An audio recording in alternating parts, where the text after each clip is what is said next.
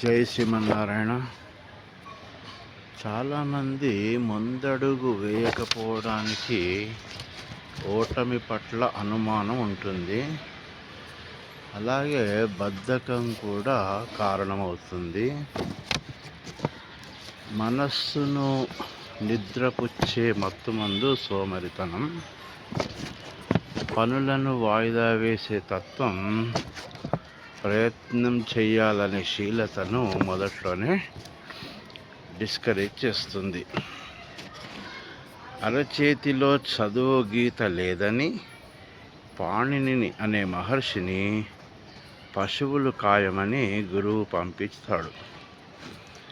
రాతితో గీతను తానే గీసుకొని అలుపెరుగని ప్రయత్నంతో 4000కు పైబడిన సంస్కృత వ్యాకరణ సూత్రాలతో అష్టాధ్యాయిని మహేశ్వర సూత్రాలను రచించి ప్రపంచానికి అందించాడు.